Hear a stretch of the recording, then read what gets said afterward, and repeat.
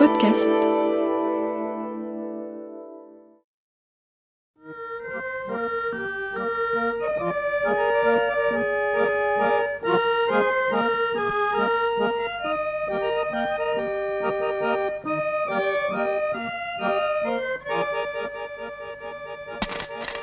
Oh, thank you.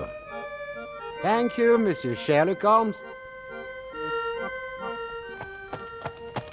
La radiodiffusion-télévision française vous présente une production de Maurice Renaud, Les Enquêtes de Sherlock Holmes, réalisée par Abder Isker d'après l'œuvre de Sir Arthur Conan Doyle. Aujourd'hui, La Rose de Plâtre.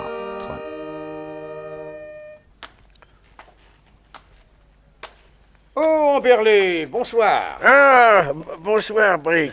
Mais qu'est-ce que tu fais dans la rue à cette heure-ci? Je reviens du théâtre. Et toi? J'ai dîné chez les Hupford. Tu sais bien, je t'avais dit l'autre jour qu'ils m'avaient invité pour ce soir. On y mange toujours aussi mal. Et ta femme? Ça ne va pas fort.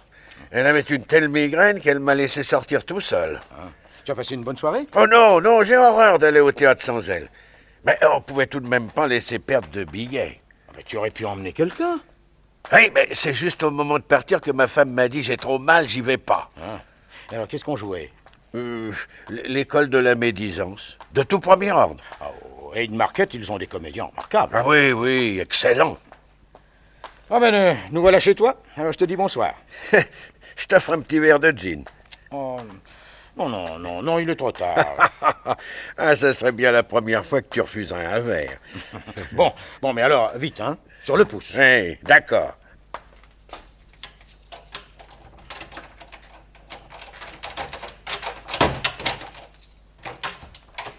Entre. Pardon. Entre dans le salon. Assieds-toi. Merci.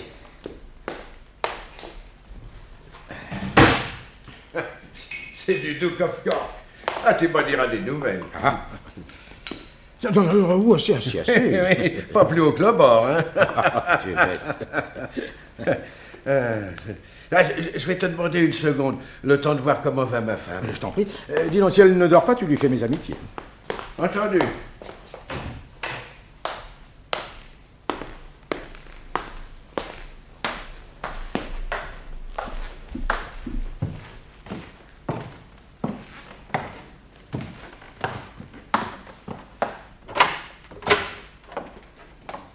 Maud! Où es-tu? Maud! Maud!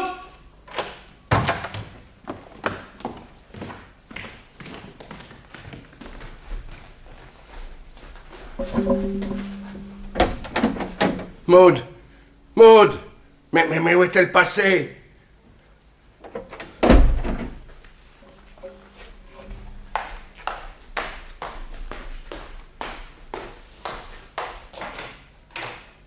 Maud!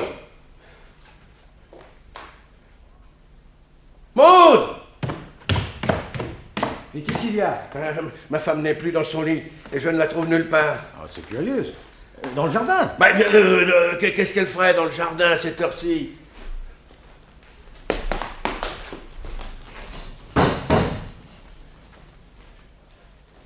Maud! Maud! Mais qu'est-ce qui a bien pu se passer? As-tu remarqué si ses vêtements étaient encore dans sa chambre? Non, je vais voir.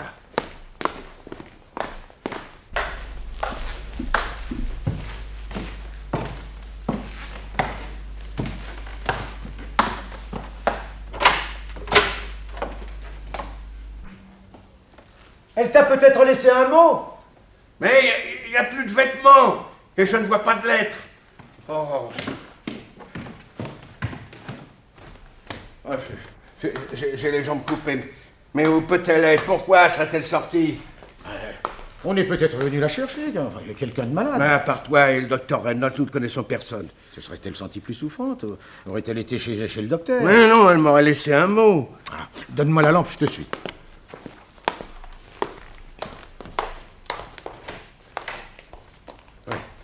Dans la salle à manger, rien.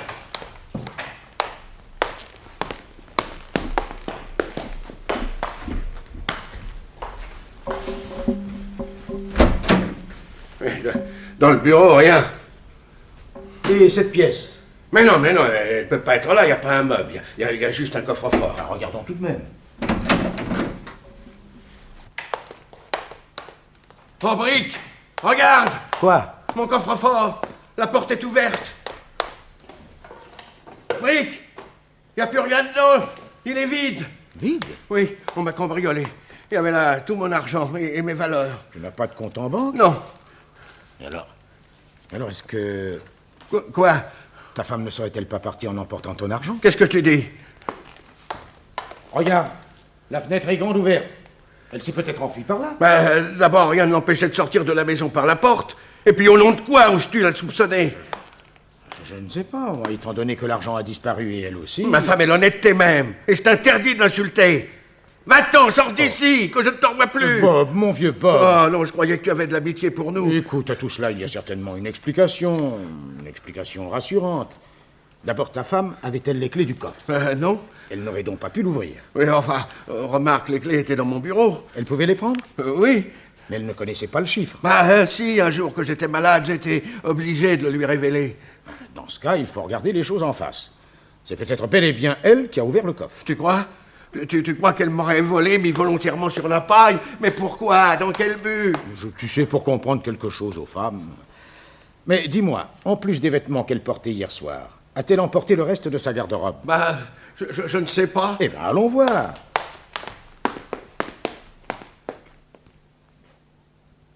Bonsoir mes chers amis, c'est le docteur Watson qui vous parle.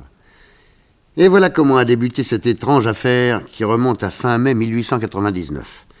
Les choses nous furent rapportées telles quelles à Sherlock Holmes et à moi par M. Amberley lui-même et son ami Brick, qui vinrent nous voir dès le lendemain de la disparition.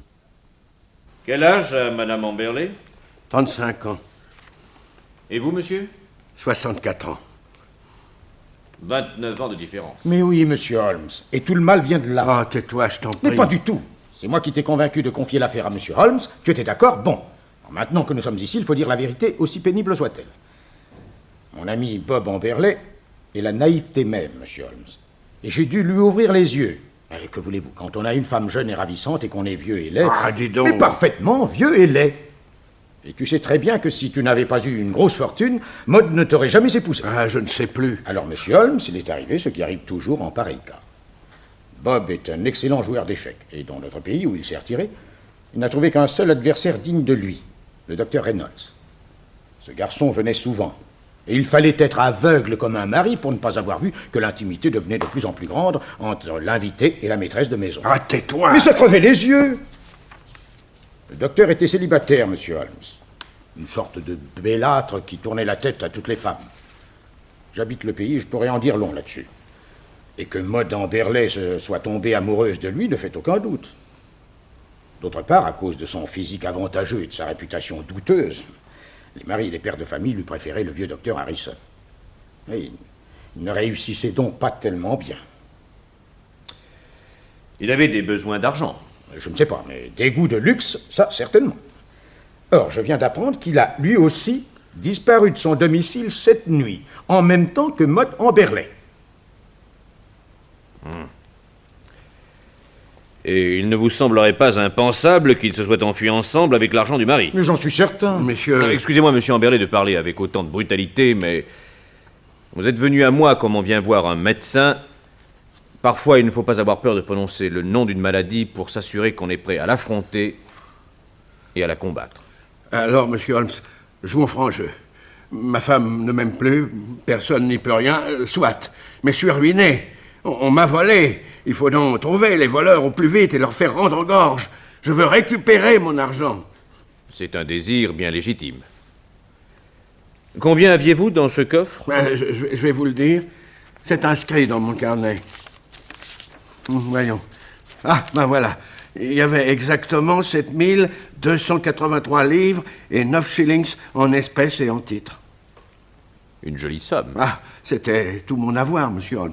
J'avais une affaire de produits chimiques. Je me suis retiré il y a 5 ans après avoir beaucoup travaillé. Et je méritais de finir mes jours dans le calme et le bonheur. Je comprends. J'en étais sûr, monsieur Holmes. Et j'ai dit à Bob que vous étiez le seul capable de retrouver les fugitifs et de leur faire rendre l'argent. Je mets tout mon espoir en vous, monsieur. Sherlock Holmes promit au pauvre homme de commencer son enquête dès l'après-midi et les deux visiteurs prirent congé.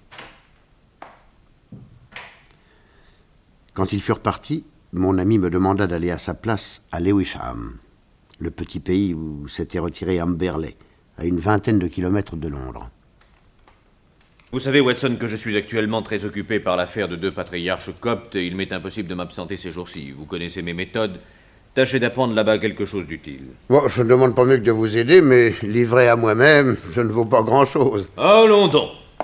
Auriez-vous oublié quelle aide précieuse vous m'avez apportée en des circonstances semblables, et particulièrement dans l'affaire du chien de Baskerville. Je ne dis pas, mais... Allons, rendez-moi ce service et voyez sur place si un indice quelconque pourrait nous mettre sur la trace des fugitifs.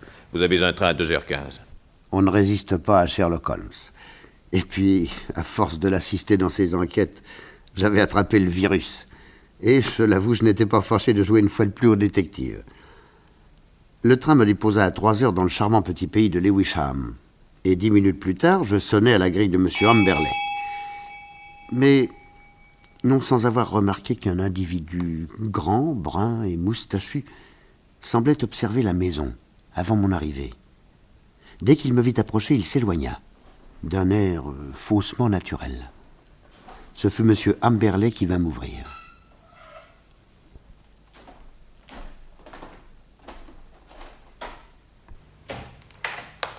Tiens, docteur Watson. Mais monsieur Holmes n'est pas avec vous? Non, cher monsieur, il vous prie de l'excuser car il a une affaire urgente à terminer. Mais je travaille depuis longtemps avec lui et je crois pouvoir le remplacer utilement. Étant entendu que d'ici 2 ou 3 jours au plus, il vous consacrera tout son temps. Je l'en remercie à l'avance. Et soyez le bienvenu, docteur. Excusez ma tenue, mais j'étais en train de repeindre mon couloir.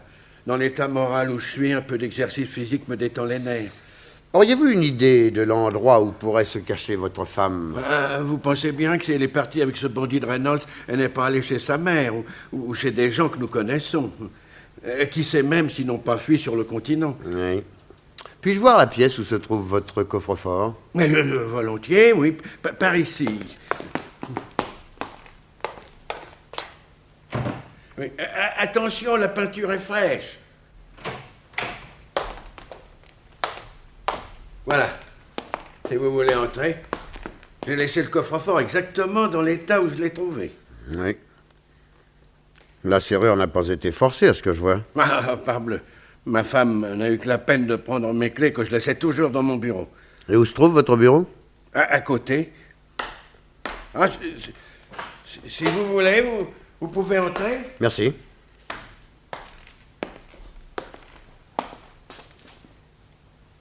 Dans quel tiroir mettez-vous vos clés?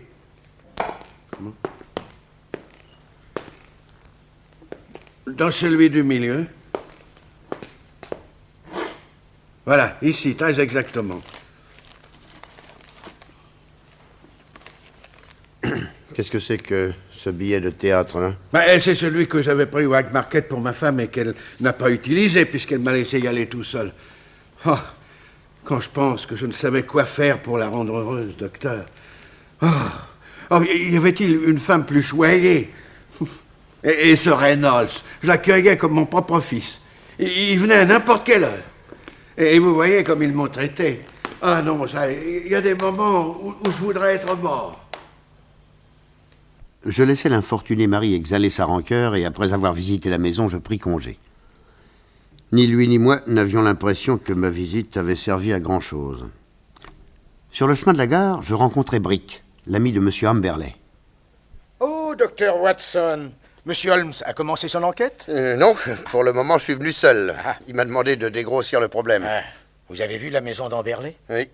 Et ce jardin? Oui. Oh, mais comment vouliez-vous qu'une femme jeune et gaie puisse vivre dans une telle ambiance? Un jardin pas entretenu, une maison sale, triste. Voulez-vous mon sentiment? Je vous en prie. Eh bien, ce qui arrive à mon pauvre ami, il l'a bien cherché. Il a un défaut terrible. Il est avare. Il reprochait toujours à sa femme de dépenser trop d'argent. Pourtant, elle était bien raisonnable. Elle aurait voulu tenir sa maison plus propre, plus gaie. Mais quand elle parlait de faire venir le moindre frotteur, le moindre laveur de carreaux, c'était une scène. Tenez, le jour où elle lui a dit qu'elle aimerait faire repeindre toute la maison, il lui a demandé si elle ne devenait pas folle. Tiens, pourtant aujourd'hui je l'ai trouvé avec un pot de peinture. Oui, il est bien temps. Hier, il avait commencé, il avait déjà repeint la porte et la fenêtre de la pièce où se trouvait le coffre-fort. Mais il était trop tard. Ce geste de bonne volonté n'a pas attendri cette pauvre petite Maud. Elle est partie quand même. Et je ne peux pas la blâmer complètement.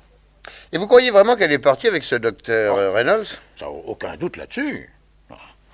Une seule chose m'étonne. C'est que ce garçon n'ait pas prévenu sa mère de son départ. La pauvre femme est affreusement inquiète. Il vivait avec elle? Oui. Oui, il paraît d'ailleurs qu'elle aurait prévenu la police. Dès mon retour, je rapportai à Sherlock Holmes tout ce que j'avais vu et entendu. Il prenait des notes, le sourcil froncé. Dites-moi, Watson, ce billet de théâtre que vous aviez vu dans le tiroir du bureau de M. Amberley, en auriez-vous noté le numéro par hasard? Oui, c'était le 31, au premier balcon. Ça m'a frappé parce qu'au collège, mon numéro était également le 31. Le fauteuil du mari devait donc être le 30, le 32 ou le 33. Apparemment, oui. J'ai encore quelque chose à vous dire. Quoi donc? Voilà. Vers la fin de l'après-midi, je suis revenu à la gare et je venais de m'asseoir dans le train quand un homme a bondi au moment où l'on démarrait. Et il est allé s'installer dans le compartiment voisin du mien. C'était l'individu grand, brun et moustachu que j'avais surpris en train de guetter je ne sais quoi devant la maison d'Amberley. Arrivé à Londres, il m'a suivi et ce n'est qu'à London Bridge que j'ai réussi à le semer dans la foule. Il devait avoir des lunettes noires et une énorme perle en guise d'épingle de cravate, n'est-ce pas? Oui, c'est vrai. Mais comment le savez-vous? Enfantin, mon cher Watson. Mais... Non, n'insistez pas, je vous dirai tout quand le fruit sera mûr. En attendant qu'Arina chante ce soir Lucie de la Mermour à l'Albert Hall, nous avons juste le temps de nous habiller et de dîner si nous voulons pas manquer l'ouverture. Nous passâmes une excellente soirée.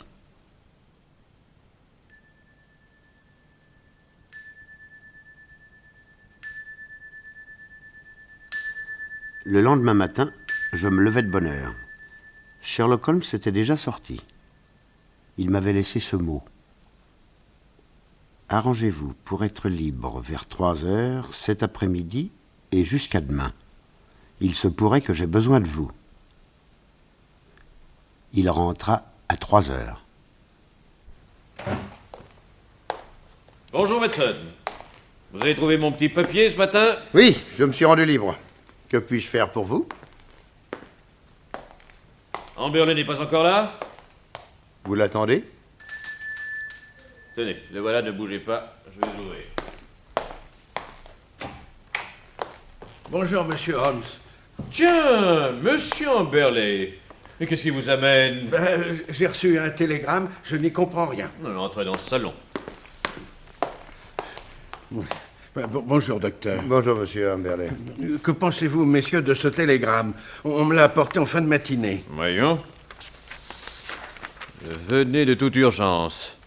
Je peux vous donner renseignements sur disparition Maud. Signé Violette Turner, École des filles. Et cela vient de Little Burlington. Si je ne me trompe, Little Burlington se trouve dans l'Essex, pas très loin de Frinton. Oui, mais je ne connais pas cette Violette Turner. C'est peut-être une amie de votre femme qui ne vous en a jamais parlé. Vous croyez? Je ne crois rien, c'est une simple supposition. En tout cas, si cette personne habite l'école des filles, elle doit être digne de confiance. Attendez.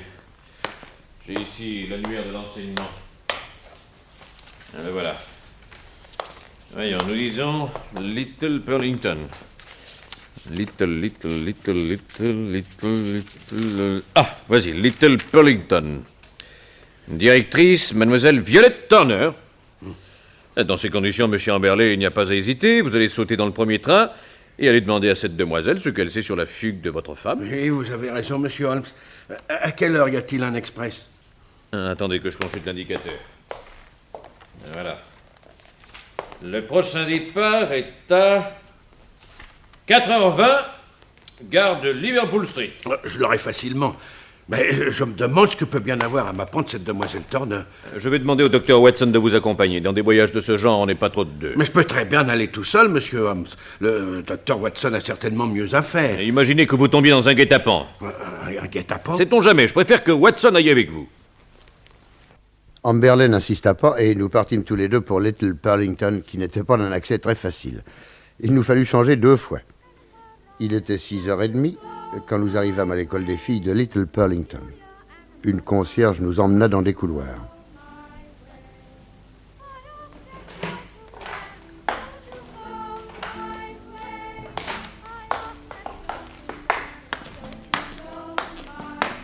Si vous voulez attendre là, je vais prévenir mademoiselle. Elle termine la leçon de musique. Merci, madame.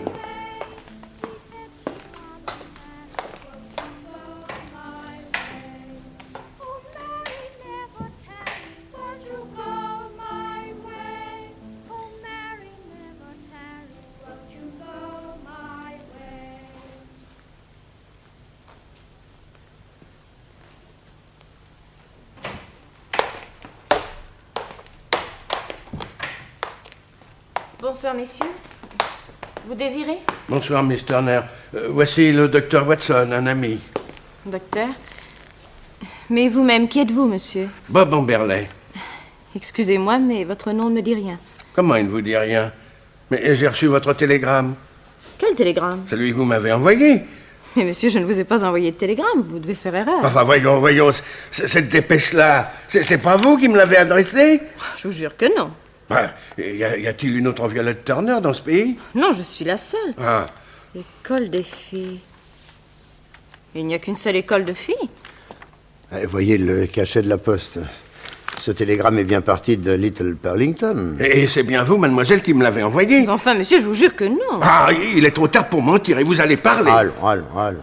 Mademoiselle... Allons, Amberley du Car. Mais vous savez où est ma femme. Sur le moment, vous avez eu un bon mouvement, vous m'avez télégraphié pour me dire toute la vérité, et depuis, vous avez réfléchi. Ou quelqu'un vous a menacé. Et maintenant, vous ne voulez plus rien dire. Ah, mais ça ne se passera pas comme ça. On ne se joue pas ainsi impunément d'un pauvre homme qui souffre. C'est indigne ce que vous faites là, mademoiselle. C'est indigne. Enfin, docteur, vous qui me semblez plus calme et plus raisonnable, faites-lui comprendre que je ne sais rien de toute cette histoire. Si nous sommes les victimes d'une plaisanterie, nous demanderons une enquête. D'ailleurs, dès demain, je vais porter plainte à la police. Avant d'agir en quoi que ce soit, nous ferions mieux d'aller à la poste pour tâcher de savoir qui a envoyé ce télégramme. Oui, vous avez raison. Mais à cette heure-ci, la poste est fermée. Eh ben, mais nous la ferons ouvrir. Non, nous passons par derrière. Miss Rednose est certainement encore là. C'est la directrice? Oh, monsieur, dans notre petit pays, la poste est tenue par une seule et unique personne. Venez, il n'y a qu'à traverser la rue.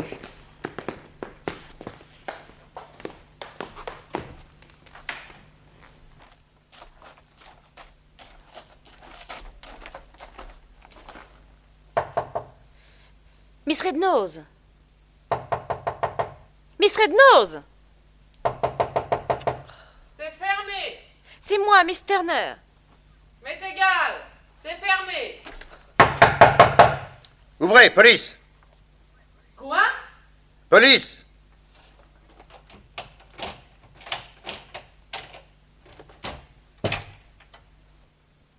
Qu'est-ce que vous voulez? Oh, Miss Rednose, vous avez expédié ce matin un télégramme à monsieur...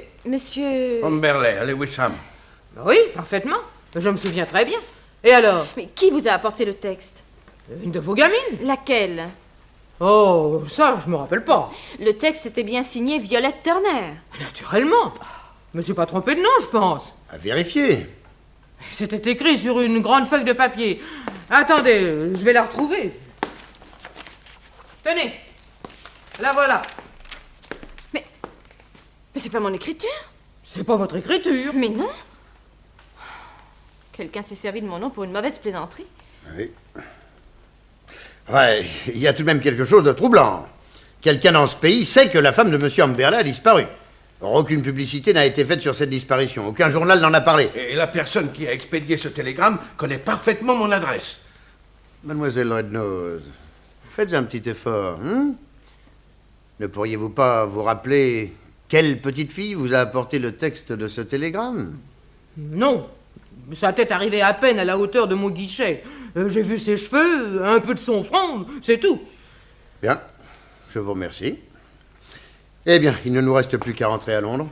Oh, maintenant, vous n'avez plus de train avant demain matin. Ah c'est complet alors. Il va falloir passer la nuit dans ce trou. Comment ce trou? Vous saurez, monsieur, qu'on a découvert ici des morceaux de baignoire romaine et vous trouverez chez le facteur une vitrine qui contient des bagues et un pot à eau du IIIe siècle. Un trou. Nous dûmes coucher dans une auberge détestable, et quand le lendemain matin nous reprîmes le train pour Londres, il était difficile de dire lequel de nous deux était de plus mauvaise humeur. Nous nous rendîmes à Baker Street, mais nous y trouvâmes un mot de Sherlock Holmes. Je suis allé, Wisham, dans la maison de M. Amberley. Venez m'y retrouver d'urgence. Nous prenons le train et nous arrivons chez Amberley.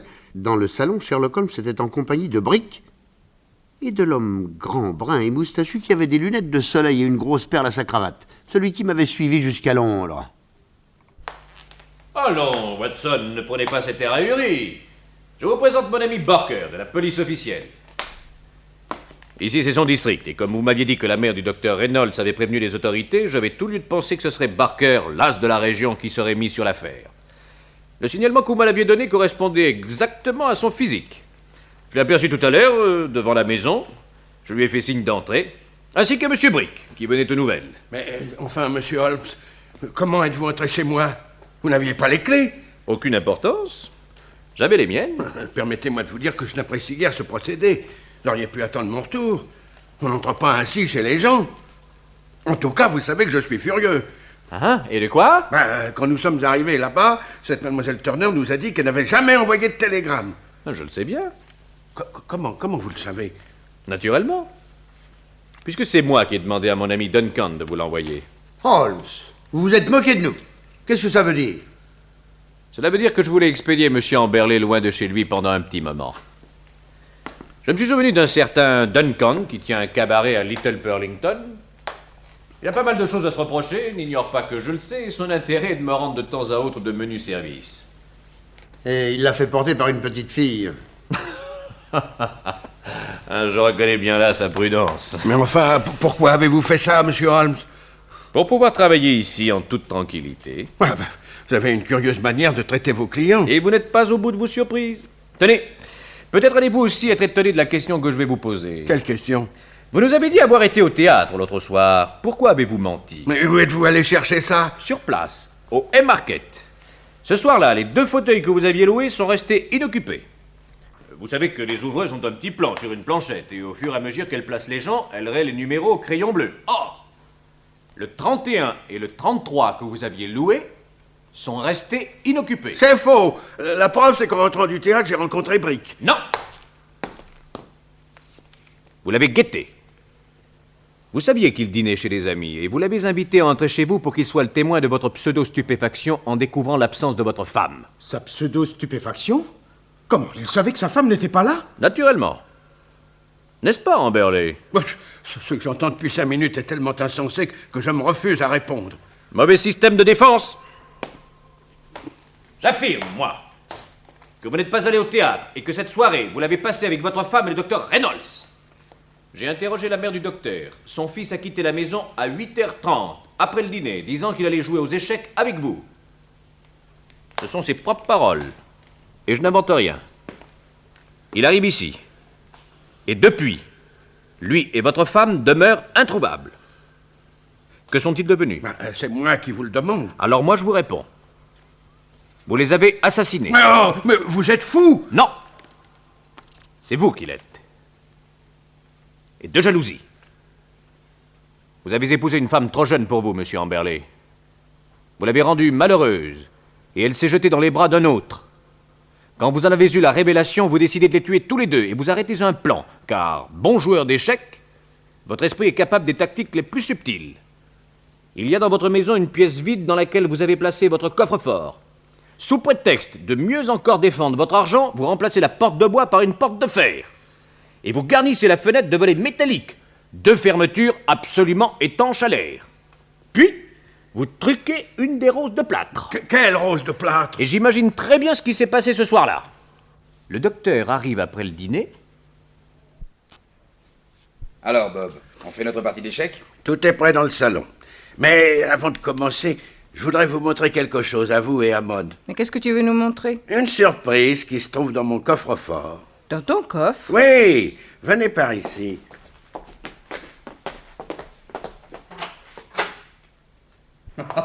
Eh bien, mon cher, avec un petit meuble de ce genre, vous ne craignez pas les cambrioleurs. C'est fait pour ça.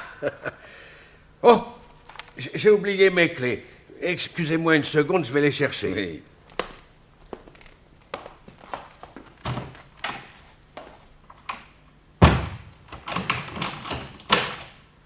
Mais, ma parole, mais il nous enferme. Tu trouves ça drôle? Ouvrez-nous, voyons. Mais de quoi vous plaignez-vous? Vous êtes avec ma femme. Et soyez satisfaits, Plus jamais personne ne viendra vous déranger. Qu'est-ce qu'il dit? Plus personne ne troublera votre tête-à-tête. Mais il est parti. Enfin, il peut pas nous laisser comme ça, c'est stupide. Maud. Maud, j'ai peur de comprendre. Il sait tout. Et il veut se venger. Écoute, Quoi? ce sifflement. Oui? Qu'est-ce que c'est? Je ne sais pas. D'où ça vient-il? Maud! Ça vient du plafond. Tu sens cette odeur? Mais c'est du gaz. Il veut remplir cette pièce de gaz pour nous asphyxier. Au secours! Au secours! Maud! Ouvrez-nous! Ouvrez-nous! Calme-toi! Au secours! La fenêtre, vite!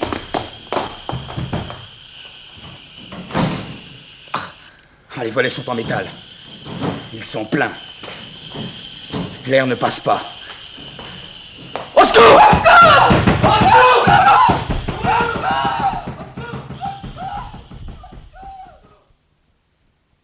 Et ils sont morts asphyxiés. Vous les avez assassinés lentement, épiant derrière la porte leur terreur, leurs supplications et leurs sanglots. N'est-ce pas, Amberley? C'est bien ainsi que les choses se sont passées, hein? Holmes, il veut avaler une pilule. Empêchez-le, empêchez-le. Crache ça! Bob, vas-tu cracher ça? Ah non, serrez-lui la gorge. Voilà, ça y est, il a craché la pilule. Laissez-le maintenant. Alors, Amberley, on voulait s'empoisonner? Laissez-moi. Ce suicide manqué équivaut à un aveu, n'est-ce pas? Je demande un avocat. Policeman, emmenez-le. Oui. Allez, où? Comment? Alors là vraiment, je n'en reviens pas. Enfin, Holmes, comment avez-vous pu soupçonner cet homme? Oh, le plus simplement du monde. Au retour de sa première visite, Watson me dit qu'il a trouvé la maison particulièrement sale et que, selon la déclaration de son ami Brick, Amberley a toujours refusé de la repeindre.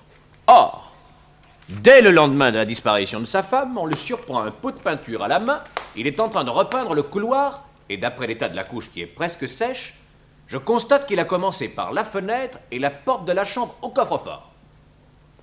Pourquoi ce besoin si brusque de peindre? Pourquoi, à un pareil moment, cet homme remplissait-il sa maison d'odeurs fortes? La réponse s'impose d'elle-même, pour masquer une autre odeur, une odeur qui aurait éveillé des soupçons. Et puis, pourquoi une chambre si hermétiquement close?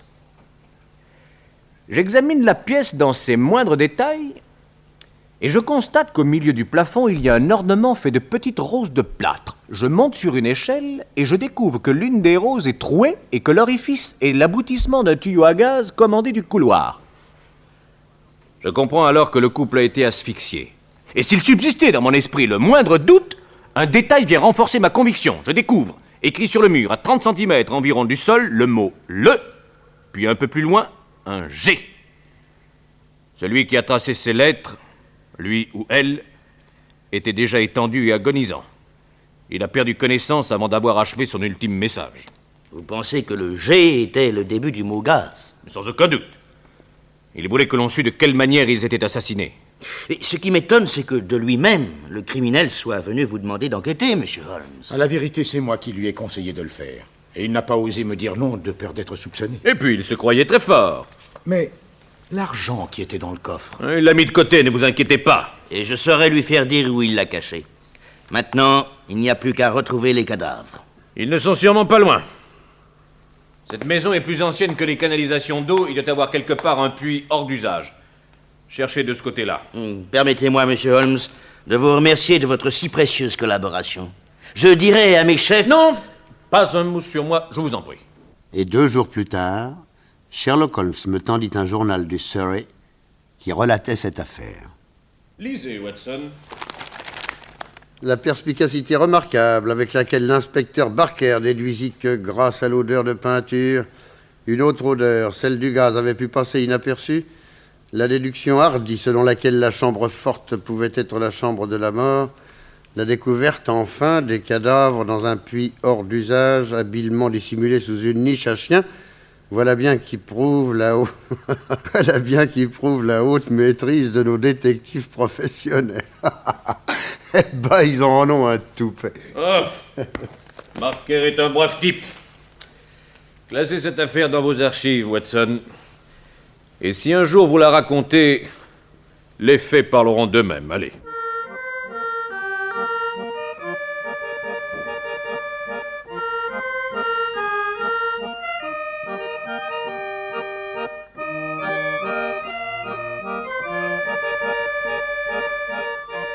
Dans la série Les enquêtes de Sherlock Holmes, vous venez d'entendre La Rose de Plâtre, d'après la nouvelle de Sir Arthur Conan Doyle.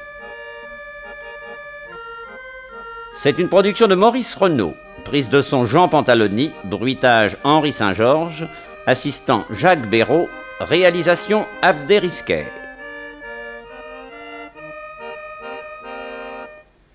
Avec, dans le rôle de Sherlock Holmes, Georges Descrières, sociétaire de la Comédie Française, Dr Watson, Pierre Détail, et Amberley, Marcel André, Brick, Clément Béram, Barker, Bruno Balp, Dr Reynolds, Serge Sauvion, et Violette Turner, Liliane Baer, Miss Rednose, Florence Brière, Maud Amberley, Nelly Delmas, la concierge, Madeleine Bérubet.